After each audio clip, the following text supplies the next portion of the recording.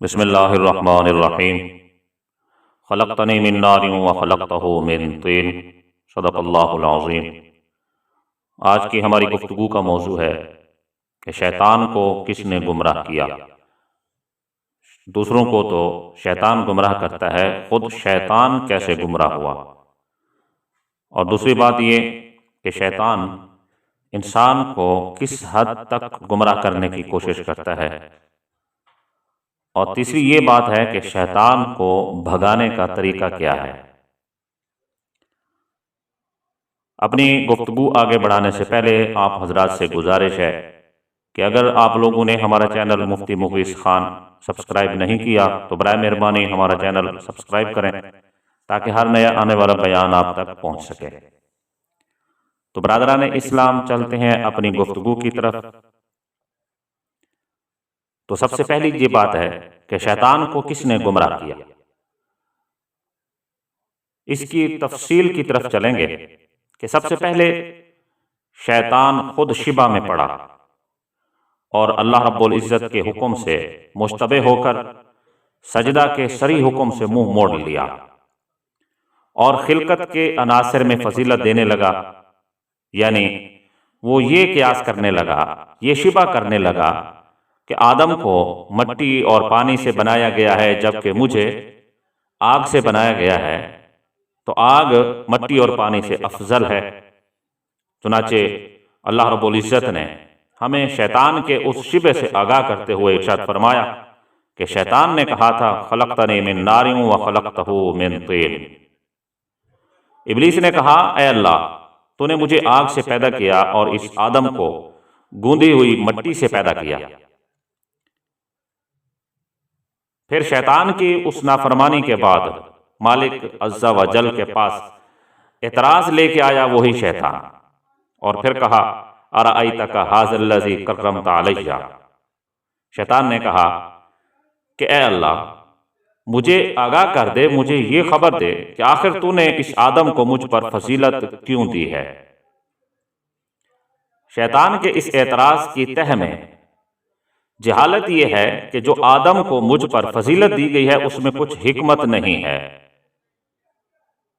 پھر اس کے بعد شیطان تکبر کرنے لگا اور کہا انا خیر منہ، یعنی میں آدم سے بہتر ہوں۔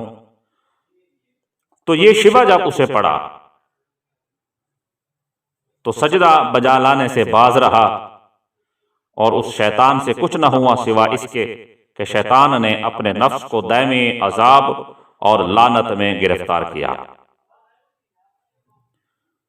تو یہ بات واضح ہوئی کہ شیطان کو شک و شبہ نے گمراہ کیا، اور اس کے بعد وہ دلیلیں لانے لگا۔ اس شبہ میں پڑ گیا تھا کہ میں آدم سے افضل ہوں تو اسے میں سجدہ کیوں کروں۔ تو انسان کو سخت پرہیز کے ساتھ دشمن شیطان سے ڈرنا چاہیے۔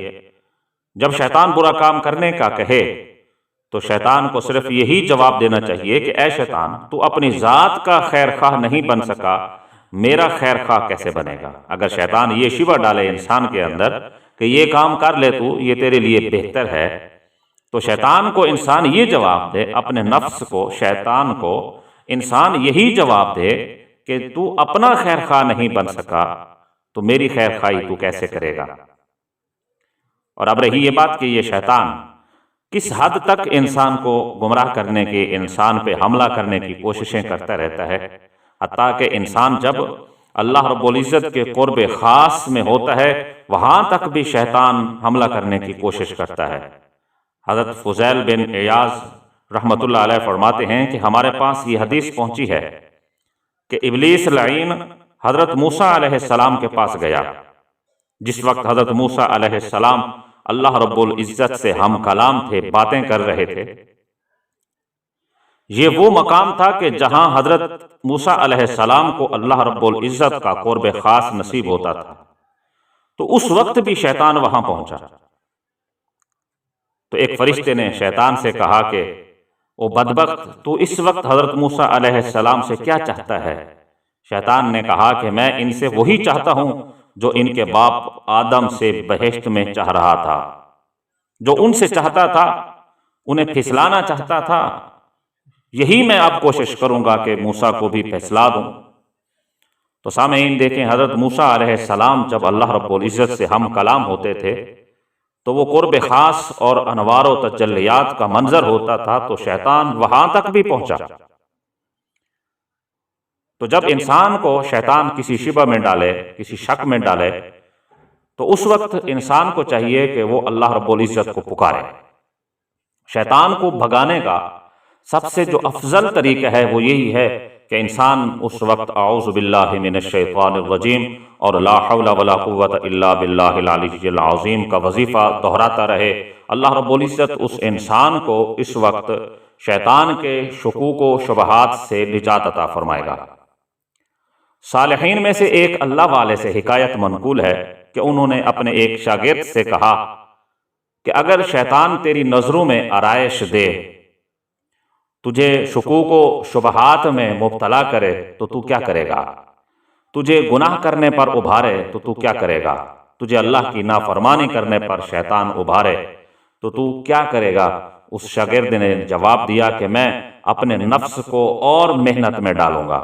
بزرگ نے کہا کہ اگر پھر وہ تیرے اوپر حملہ کرے تو پھر کیا کرے گا؟ شاگرد نے کہا کہ پھر میں اس کو اور مشقت میں ڈالوں گا۔